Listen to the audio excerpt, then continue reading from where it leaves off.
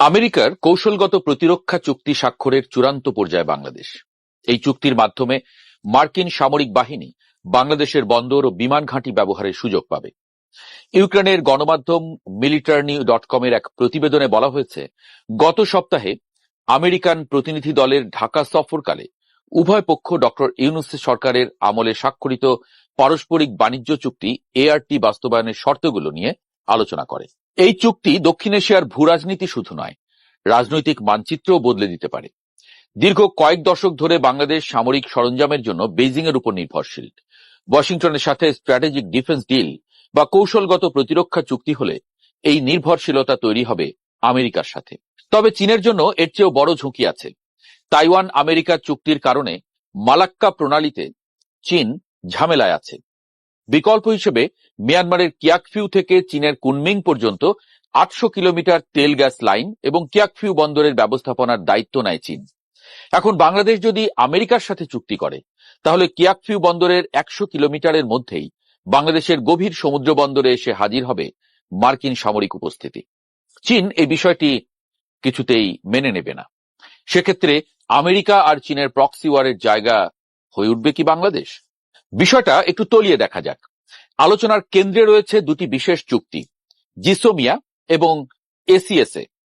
BNP chairman Tarique Rahman প্রধানমন্ত্রী হিসেবে শপথ নেবার পর মার্কিন প্রেসিডেন্ট ডোনাল্ড ট্রাম্প প্রধানমন্ত্রী তারেক রহমানকে লেখা এক ব্যক্তিগত চিঠিতে দুটি প্রতিরক্ষা চুক্তি, সামরিক তথ্যের নিরাপত্তা চুক্তি GSOMIA জিসোমিয়া এবং অধিগ্রহণ ও ক্রস সার্ভিসিং চুক্তি ACSA করার আহ্বান জানিয়েছেন।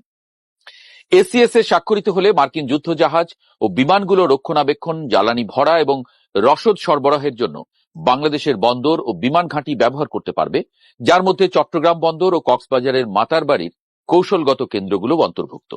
গোয়েন্দা তথ্য আদান প্রদানের GSOMIA চুক্তি হলে আমেরিকা বঙ্গোপসাগরের উপর নিরবচ্ছিন্ন নজরদারি করতে পারবে। অথচ ঠিক এই অঞ্চল দিয়েই চীন মধ্যপ্রাচ্য ও আফ্রিকার দেশগুলোর সাথে সমুদ্র বাণিজ্য করে। এখানে মার্কিন জাহাজ চীনের জন্য খুবই ঝুঁকিপূর্ণ বলে মনে করে তারা। অথচ গত এক দশকে চীন বাংলাদেশকে সব রকম ভাবে সহযোগিতা করে যাচ্ছে, বিশেষ করে প্রতিরক্ষা খাতে। বাংলাদেশের মোট সামরিক সরঞ্জামের প্রায় 72% আসে চীন থেকে। এর মধ্যে রয়েছে সাবমেরিন থেকে শুরু করে ফ্রিগেট ও যুদ্ধ বিমান। অন্যদিকে চট্টগ্রাম ও মাতারবাড়ি বন্দরে চীন $বিলিয়ন বিনিয়োগ করে বাংলাদেশকে তাদের belt and road initiative BRI এর একটি অবিচ্ছেদ্য অংশ করে তুলেছিল। এখন আমেরিকার সাথে বাংলাদেশের যদি এই প্রতিরক্ষা চুক্তি হয়, তাহলে চীনের $বিলিয়ন ক্ষতি তো আছেই, তাদের জাতীয় নিরাপত্তাও চ্যালেঞ্জের মুখে পড়বে। চীনের জন্য সবচেয়ে বড় চ্যালেঞ্জ মালাক্কা প্রণালী। চীনের 80% জ্বালানি আমদানি হয় মালাক্কা প্রণালী দিয়ে, কিন্তু সে অঞ্চলে আমেরিকার বেশ কয়েকটি ঘাঁটি আছে। ফলে ঝুঁকিপূর্ণ সময়ে মার্কিন নৌবাহিনী চীনা জাহাজ অবরুদ্ধ করে চীনকে জ্বালানি সংকটে ফেলতে পারে।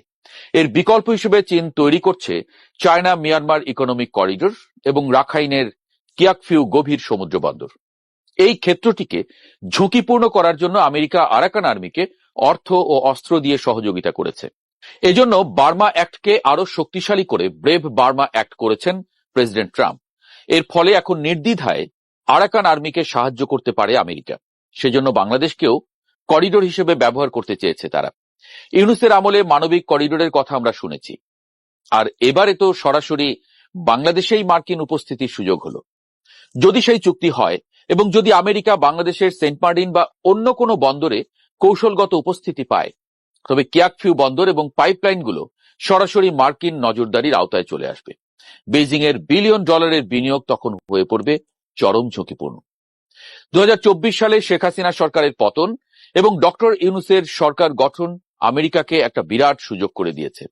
বাংলাদেশের অর্থনীতির মূল ভিত্তি যে পোশাক খাত, সেই পোশাক খাতকে জিম্মি করে আমেরিকা বাংলাদেশে ART চুক্তি করতে বাধ্য করে। এ অবস্থায় চীন কি পদক্ষেপ নেবে, সেটাই এখন আলোচনা করছেন আন্তর্জাতিক বিশ্লেষকরা। ইউক্রেনের গণমাধ্যম সহ বিভিন্ন গণমাধ্যম বলছে, বাংলাদেশের অনেক গুরুত্বপূর্ণ অবকাঠামো চীনের ঋণে তৈরি হয়েছে। বাংলাদেশের বিদ্যুৎ খাতের প্রায় 40% এখন চীনের মালিকানায়। কাজেই চীন রক্ষণাত্মক অবস্থান নিলে বাংলাদেশকে শ্রীলঙ্কার মতো অচল করে দিতে পারে। 5 মে আমেরিকার দক্ষিণ ও মধ্য এশিয়া বিষয়ক সহকারী বাণিজ্য প্রতিনিধি ব্রেন্ডান লিঞ্চ 10 সদস্যের একটি দল নিয়ে বাংলাদেশে আসেন। 3 দিনের সফরে তারা বাণিজ্য মন্ত্রী, অর্থ উপদেষ্টা সহ বিভিন্ন ব্যক্তির সঙ্গে আলোচনায় বসেন। কিন্তু তার এই সফরের সময় বাংলাদেশের কোনো প্রতিরক্ষা দপ্তরের কারোর সঙ্গে আলোচনা হয়েছে বলে আমরা জানি না। অথচ ইউক্রেনীয় গণমাধ্যম সহ বেশ কয়েকটি আন্তর্জাতিক গণমাধ্যম বলছে এই সময়ে তারা বাংলাদেশকে দ্রুত সামরিক চুক্তি করার জন্য তাগাদা দিয়েছে।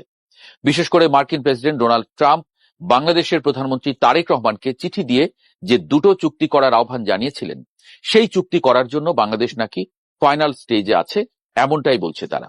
যদি তাদের দাবি সত্যি হয়, তাহলে বাংলাদেশের জন্য দুই পরাশক্তির মধ্যে ভারসাম্য বজায় রাখা কঠিন হবে। বিশেষ করে বঙ্গোপসাগর হয়ে উঠবে নতুন স্নায়ুযুদ্ধের মূল রণক্ষেত্র। আমেরিকা এবং চীনের প্রক্সি ওয়ারের কেন্দ্রও হয়ে উঠতে পারে বাংলাদেশ। একটা কথা চোখ বন্ধ করেই বলা যায়, বাংলাদেশকে নিয়ে খেলা হচ্ছে অন্য লেভেলে, যার অনেক কিছুই আমরা জানি না। গত কয়েক বছরে বাংলাদেশের ভূরাজনৈতিক অবস্থান অনেক বদলে গেছে। কে কখন কিভাবে বাংলাদেশকে ব্যবহার করতে চাইছে তা বোঝা সত্যিই কঠিন।